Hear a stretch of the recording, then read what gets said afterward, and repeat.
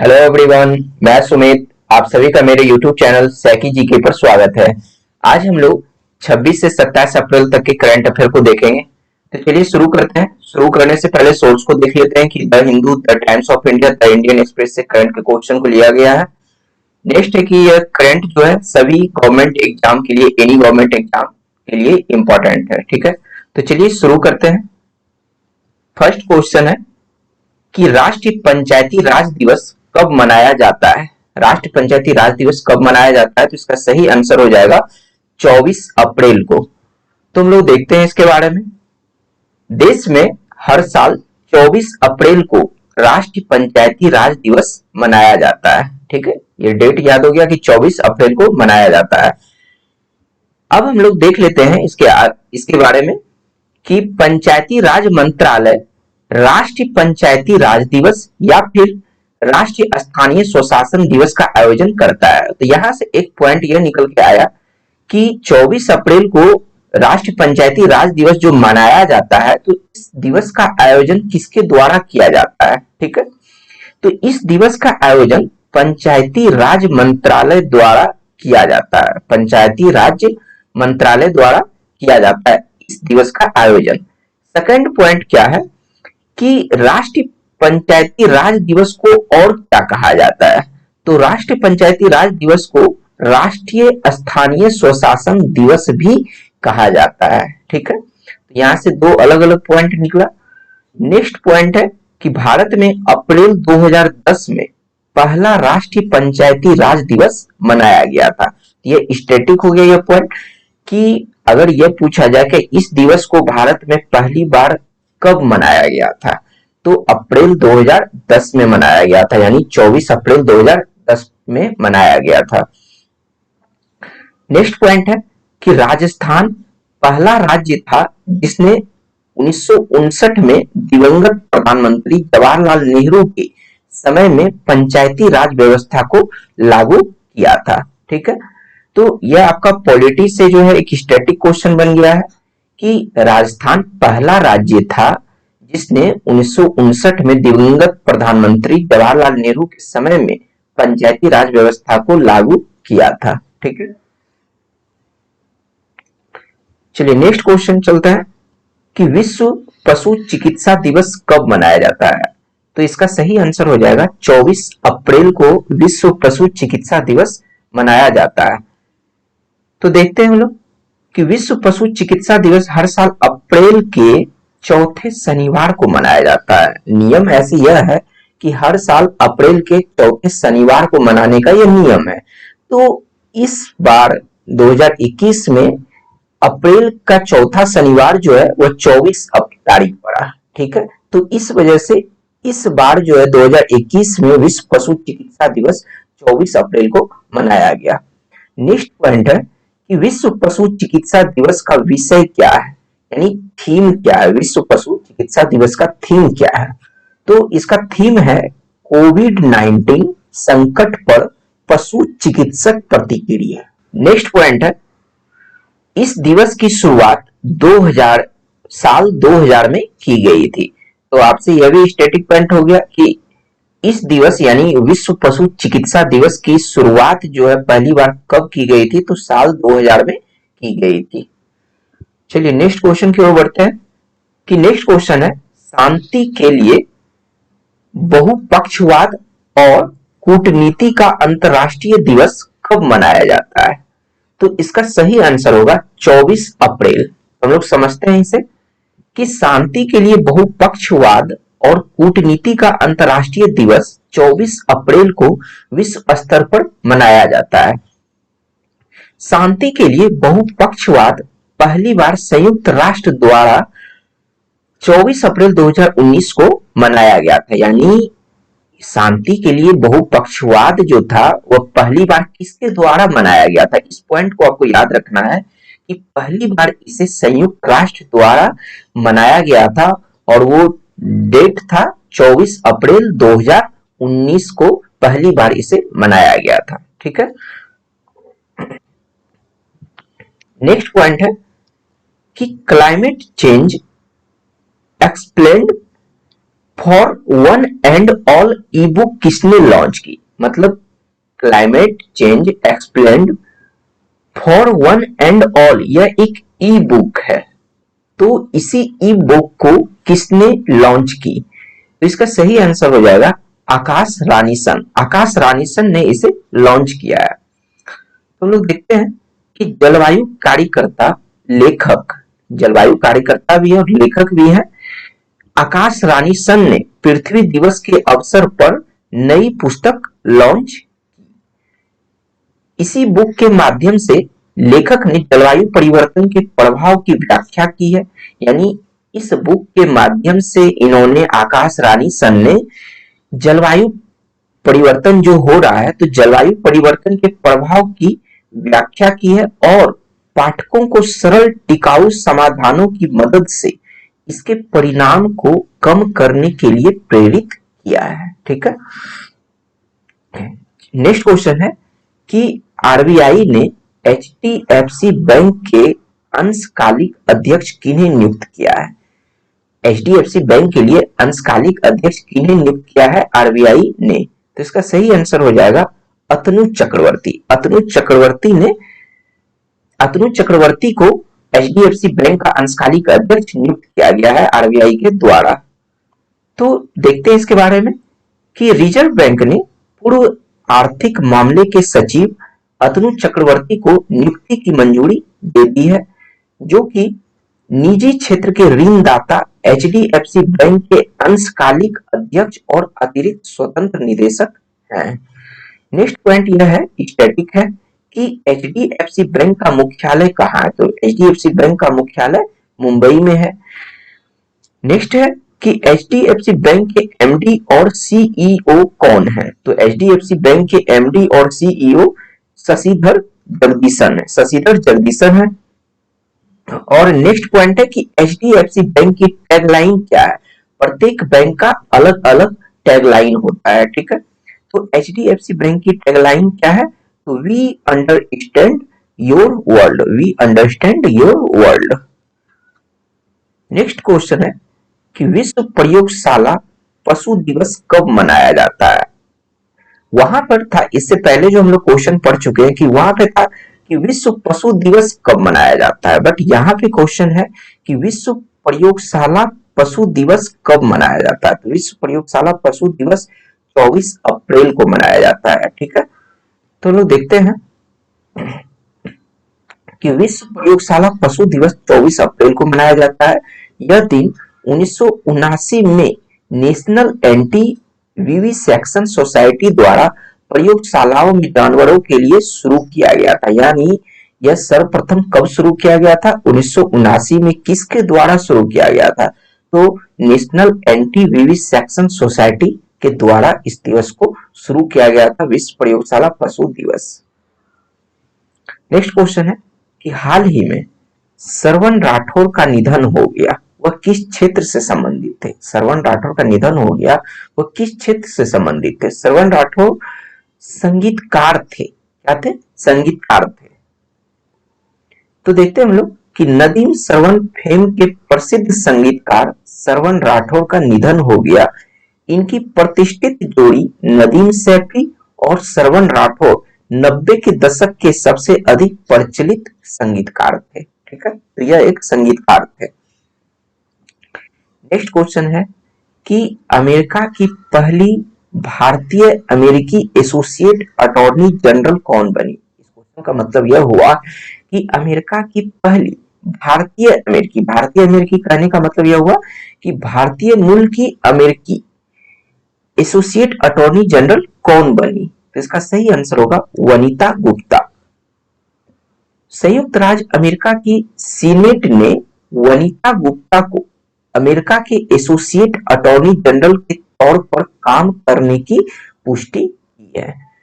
वे इस भूमिका में, वे का मतलब कि वनिता गुप्ता ने इस भूमिका में सेवा करने वाली पहली भारतीय अमेरिकी होगी। तो पहली भारतीय अमेरिकी होगी, तो यह क्वेश्चन आपके एग्जाम के लिए बहुत ही ज्यादा इंपॉर्टेंट हो जाता है। ठीक है। किसी भी चीज से जो पहला बनता है तो वह एग्जाम के पॉइंट ऑफ व्यू से हमेशा इंपॉर्टेंट माना गया है। चलिए नेक्स्ट क्वेश्चन को देखते हैं कि वह खिलाड़ी जो आईपीएल में 6000 रन बनाने वाला पहला बल्लेबाज बना।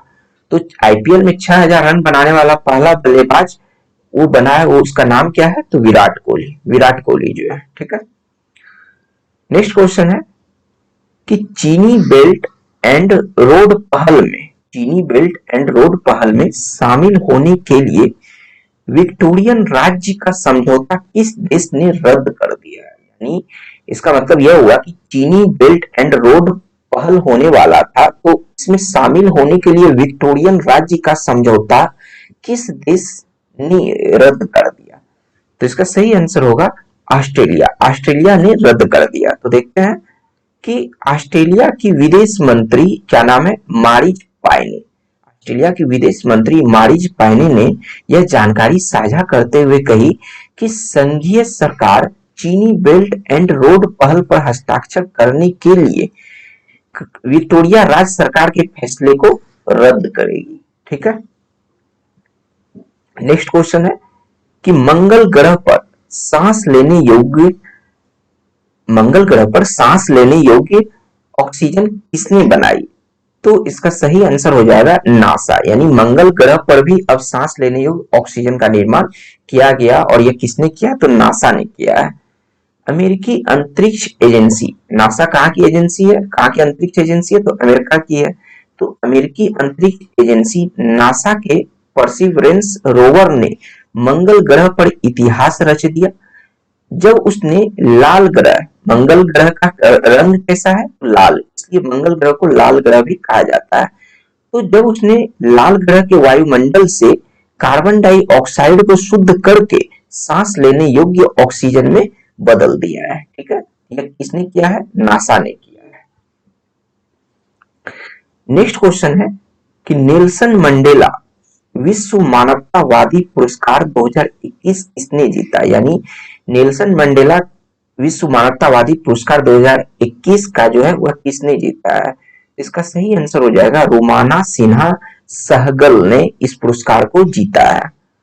तो देखते हैं हम लोग इनके बारे में कि हैदराबाद आंध्र प्रदेश से सॉफ्टवेयर इंजीनियर से उद्यमी बने। यानी यह पहले सॉफ्टवेयर इंजीनियर थे, अब सॉफ्टवेयर इंजीनियर से उद्यमी बनी रोमाना सिन्हा सहगल ने डिप्लोमेटिक मिशन ग्लोबल पीस द्वारा नेल्सन मंडेला विश्व मानवतावादी पुरस्कार 2021 जीता है। तो अब यहां से एक पॉइंट बन रहा है कि यह पुरस्कार किसके द्वारा दिया जाता है? ठीक है, यह पुरस्कार किसके द्वारा दिया जाता है? तो डिप्लोमेटिक मिशन ग्लोबल पीस द्वारा इस पुरस्कार को दिया जाता है। अब नेक्स्ट पॉइंट है कि जनवरी 2021 में इन्फ्लुएंसर शिखर सम्मेलन में international influencer of the year 2021 का खिताब भी इन्होंने जीता है। इन्होंने का मतलब कि रोमाना सिन्हा ने जनवरी 2021 में इन्फ्लुएंसर शिखर सम्मेलन में, एक सम्मेलन हुआ था जिसका नाम था इन्फ्लुएंसर शिखर सम्मेलन में, international influencer of the year 2021 का खिताब भी इन्होंने ही जीता था। ठीक है। नेक्स्ट क्वेश्चन है कि विश्व मलेरिया दिवस कब मनाया जाता है? तो विश्व मलेरिया दिवस हर साल 25 अप्रैल को मनाया जाता है। तो देखते हैं कि विश्व मलेरिया दिवस हर साल 25 अप्रैल को मलेरिया को नियंत्रित करने के लिए विश्व भर में लोगों द्वारा किए जा रहे प्रयासों को चिन्हित करने के लिए विश्व मलेरिया दिवस मनाया जाता है। ठीक है, इसका उद्देश्य देख लिए हम लोग। अब देखते हैं कि इस दिवस की शुरुआत कब की गई थी, पहली बार इसे कब मनाया गया था? तो इस दिवस की शुरुआत मई 2007 में की गई थी। विश्व स्वास्थ्य सभा के 60वें सत्र में WHO की निर्णय लेने वाली संस्था ने इसकी शुरुआत की। मतलब यह हुआ कि इसकी शुरुआत पहली बार तो मई 2007 में की गई थी, और किसके द्वारा किया गया था? विश्व स्वास्थ्य सभा के 60वें सत्र में WHO की निर्णय लेने वाली संस्था ने इसकी शुरुआत किया था।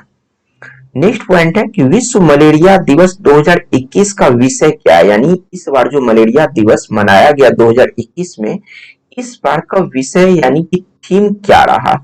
तो इसका थीम विषय जो रहा है reaching the zero malaria target, reaching the zero malaria target इस साल का थीम रहा है, विषय रहा है। ठीक है, चलिए नेक्स्ट क्वेश्चन को देखते हैं हम लोग कि अंतरराष्ट्रीय प्रतिनिधि दिवस कब मनाया जाता है। अंतरराष्ट्रीय प्रतिनिधि दिवस कब मनाया जाता है, तो यह होगा 25 अप्रैल को अंतरराष्ट्रीय प्रतिनिधि दिवस मनाया जाता है। तो देखते हैं हम लोग इसके बारे में कि हर साल 25 अप्रैल को विश्व अंतरराष्ट्रीय प्रतिनिधि दिवस मनाया जाता है। यह दिवस संयुक्त राष्ट्र में सदस्य राष्ट्र के प्रतिनिधियों की भूमिका के बारे में जागरूकता बढ़ाने के लिए हर साल मनाया जाता है। मतलब किसके भूमिका के बारे में जागरूकता बढ़ाने के लिए, तो संयुक्त राष्ट्र में जो भी सदस्य राष्ट्र हैं तो उन्हीं के प्रतिनिधियों की भूमिका के बारे में जागरूकता बढ़ाने के लिए यह हर साल मनाया जाता है। नेक्स्ट पॉइंट है कि सैन फ्रांसिस्को में 25 अप्रैल 1945 को पहली बार 50 देशों के प्रतिनिधि इकट्ठा हुए थे। ठीक है, पॉइंट को समझिएगा। सैन फ्रांसिस्को में 25 अप्रैल 1945 को पहली बार 50 देशों के प्रतिनिधि इकट्ठा हुए थे। यह सम्मेलन द्वितीय विश्व युद्ध की तबाही के बाद आयोजित किया गया था। शायद आप लोगों को समझ में आ गया होगा यह पॉइंट कि यह जो अंतर्राष्ट्रीय प्रतिनिधि दिवस जो मनाया जाता है तो एक्चुअली इसकी शुरुआत जो है, मतलब इसका सम्मेलन जो है द्वितीय विश्व युद्ध की तबाही के बाद आयोजित किया गया था। जिसका उद्देश्य क्या था, इसका उद्देश्य प्रतिनिधियों द्वारा एक संगठन स्थापित करना था। ठीक है, नेक्स्ट पॉइंट है कि संयुक्त राष्ट्र महासभा ने 2 अप्रैल 2019 को दुनिया भर में 25 अप्रैल को अंतर्राष्ट्रीय प्रतिनिधि दिवस के रूप में मनाए जाने के लिए घोषित किया था। यानी इस दिवस को मनाए जाने के लिए घोषित किसने किया था, तो संयुक्त राष्ट्र महासभा ने इसकी घोषणा की थी। कब किया था, तो 2 अप्रैल 2019 को किया था कि हर साल 25 अप्रैल को अंतर्राष्ट्रीय प्रतिनिधि दिवस मनाया जाएगा। ठीक है, नेक्स्ट क्वेश्चन है कि वरुण अभ्यास 2021 भारत और किस देश के बीच आयोजित किया जाएगा। भारत और किस देश के बीच वरुण अभ्यास का आयोजन किया जाएगा। तो अभ्यास से भी इंपॉर्टेंट क्वेश्चन बनता है, तो इसलिए अभ्यास से रिलेटेड जो भी क्वेश्चन उसे अच्छे से ध्यान में रखिएगा। तो इसका सही आंसर होगा फ्रांस, यानी भारत और फ्रांस के बीच में जो है वरुण अभ्यास का आयोजन किया गया। तो देख लेते हैं कि भारतीय और फ्रांसीसी नौसेना के बीच होने वाला द्विपक्षीय अभ्यास वरुण 2021 का 19वां संस्करण अरब सागर में आयोजित किया जाएगा। तो यह कितना संस्करण था, तो यह 19वां संस्करण है। अब एक पॉइंट यहां से बन रहा है कि यह कहां पे जो है इस अभ्यास का आयोजन किया जाएगा, क्योंकि एग्जाम में इस तरह का भी क्वेश्चन पूछा जाता है। आप करंट के क्वेश्चन को देखिए प्रीवियस ईयर के, तो आपको पता चल जाएगा कि आपसे यह भी पूछा जाता है कि एक तो यह पूछा जाएगा कि जैसे वरुण अभ्यास किन किन देशों के बीच में हुआ है। ठीक है, तो भारत और फ्रांस के बीच में वरुण अभ्यास का आयोजन कहां पर किया गया है, तो अरब सागर में इसका आयोजन किया गया। ठीक है, नेक्स्ट क्वेश्चन है कि विश्व बौद्धिक संपदा दिवस कब मनाया जाता है, तो इसका सही आंसर हो जाएगा 26 अप्रैल। 26 अप्रैल को विश्व बौद्धिक संपदा दिवस मनाया जाता है। तो देखते हैं, हर साल 26 अप्रैल को विश्व बौद्धिक संपदा दिवस मनाया जाता है। इस दिन की शुरुआत विश्व बौद्धिक संपदा संगठन द्वारा, किसके द्वारा, विश्व बौद्धिक संपदा संगठन द्वारा साल 2000 में दुनिया भर में नवाचार और रचनात्मक को बढ़ावा देने में बौद्धिक संपदा अधिकारों, पेटेंट, कॉपीराइट, ट्रेडमार्क और डिजाइन की भूमिका के बारे में जागरूकता फैलाने और रोजमर्रा के जीवन पर रचनाकारों द्वारा समाज के विकास में किए गए योगदान को बढ़ावा देने के लिए की गई थी। इस पॉइंट को आप समझ गए होंगे। नेक्स्ट पॉइंट है कि हम लोग इस दिवस का यानी विश्व बौद्धिक संपदा दिवस का विषय देख लेते हैं, यानी इसके थीम को देख लेते हैं कि 2021 में इस दिवस को जो कि मनाया गया है, तो 2021 के लिए थीम यानी विषय क्या रखा गया है, तो इसका विषय है intellectual property and small business taking big ideas to market. ठीक है, यह इसका विषय है। नेक्स्ट क्वेश्चन है कि international Chernobyl disaster remembrance day कब मनाया जाता है। International Chernobyl disaster remembrance day कब मनाया जाता है, तो इसका सही आंसर हो जाएगा 26 अप्रैल को यह मनाया जाता है यह दिवस। देखते हैं कि हर साल 26 अप्रैल को अंतर्राष्ट्रीय स्तर पर यह दिवस मनाया जाता है। अंतर्राष्ट्रीय स्तर पर 1986 के चेरनोबिल आपदा के परिणामों और परमाणु ऊर्जा के खतरों के बारे में जागरूकता बढ़ाने के लिए यह दिवस मनाया जाता है। तो शायद आप लोग समझ रहे होंगे कि यह दिवस जो है परमाणु ऊर्जा के खतरों के बारे में जागरूकता बढ़ाने के लिए इस दिवस को मनाया जाता है, ठीक है, ताकि कोई भी देश जो परमाणु ऊर्जा का जो है मतलब एक तरह से जो है विकास नहीं करे, तो उसी ऊर्जा के खतरों के बारे में जागरूकता बढ़ाने के लिए यह दिवस मनाया जाता है। और अंतर्राष्ट्रीय स्तर पर 1986 की चेरनोबिल आपदा के परिणाम जो हुआ था, यानी 1986 में चेरनोबिल आपदा जो हुआ था और उस आपदा से क्या परिणाम हुआ था, तो उसी परिणाम और परमाणु ऊर्जा के खतरों के बारे में जागरूकता बढ़ाने के लिए यह दिवस मनाया जाता है। नेक्स्ट क्वेश्चन है कि प्रधानमंत्री मोदी ने किस योजना के तहत इस संपत्ति कार्ड वितरित किए? कौन सा कार्ड वितरित किए? कार्ड का भी नाम याद रखना है कि इस संपत्ति कार्ड किसने वितरित किए, यह भी याद रखना है, प्रधानमंत्री नरेंद्र मोदी ने। अब थर्ड पॉइंट बनता है कि किस योजना के तहत, यानी क्वेश्चन में ही 2 पॉइंट था कि कौन सा कार्ड वितरित किए, तो इस संपत्ति कार्ड किसने किया, तो प्रधानमंत्री नरेंद्र मोदी ने, और किस योजना के तहत इस कार्ड को वितरित किए, तो इसका सही आंसर होगा स्वामित्व योजना के तहत इस संपत्ति कार्ड को नरेंद्र मोदी ने वितरित किए, ठीक है।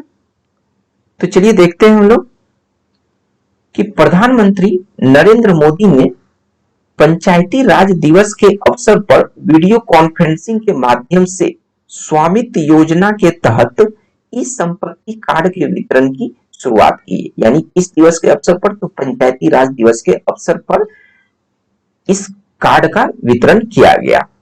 अब है कि स्वामित्व का हम लोग फुल फॉर्म देख लेते हैं। इंग्लिश में जो कि स्वामित्व लिखा गया है, यहां भी देख लीजिए इमेज में कि स्वामित्व स्कीम, स्वामित्व योजना, तो स्वामित्व का फुल फॉर्म क्या है, क्योंकि नरेंद्र मोदी, प्रधानमंत्री नरेंद्र मोदी के द्वारा जो है इस कार्ड को जो है मतलब वितरित किया गया इस योजना के तहत, तो यह इंपॉर्टेंट बन रहा है और इसका फुल फॉर्म आपको जानना चाहिए क्योंकि एग्जाम में पूछा जा सकता है। तो स्वामित्व का फुल फॉर्म है survey of villages and mapping with improvised technology in village areas, ठीक है। नेक्स्ट पॉइंट है कि इसे 6 राज्यों, वह 6 राज्य कौन कौन सा है, तो महाराष्ट्र, कर्नाटक, हरियाणा, उत्तर प्रदेश, उत्तराखंड, मध्य प्रदेश में पायलट आधार पर लॉन्च किया गया। तो शुरुआत में जो है स्वामित्व योजना के तहत ई कार्ड को जो के वितरण को शुरुआत किया गया, तो इसे 6 राज्यों में किया गया। एक तो आपको यह डायरेक्ट याद रखना है कि कितने राज्यों में, 6 राज्य, और 6 राज्य का आपको नाम भी याद रखना है। वो 6 राज्य कौन कौन से हैं, तो महाराष्ट्र है, कर्नाटक है, हरियाणा, उत्तर प्रदेश, उत्तराखंड और मध्य प्रदेश है, ठीक है। नेक्स्ट पॉइंट है कि यह गांव में संपत्तियों के सर्वेक्षण और मानचित्र में ड्रोन का उपयोग करेगा। चलिए नेक्स्ट क्वेश्चन को देख लेते हैं कि शास्त्रीय गायक पंडित राजन मिश्रा का निधन हो गया, उन्हें पद्म भूषण से कब सम्मानित किया गया था? उन्हें पद्म भूषण से सम्मानित 2007 में किया गया था। तो आगे बढ़ने से पहले हम लोग इस क्वेश्चन को और भी दूसरे फॉर्मेट से पूछा जा सकता है कि हाल ही में पंडित राजन मिश्रा का निधन हो गया, वह किस क्षेत्र से संबंधित थे, इस तरह का भी क्वेश्चन पूछा जा सकता है। तो वह शास्त्रीय गायक थे, क्या थे, शास्त्रीय गायक थे, ठीक है। तो इन्हें पद्म भूषण से सम्मानित किया गया था, और कब किया गया था, तो 2007 में सम्मानित किया गया था, ठीक है। तो बनारस राजघराने से संबंध रखने वाले राजन मिश्रा भारत के प्रसिद्ध शास्त्रीय गायक थे। भारत सरकार ने उन्हें 2007 में कला की क्षेत्र में पद्म भूषण से सम्मानित किया था। Thank you.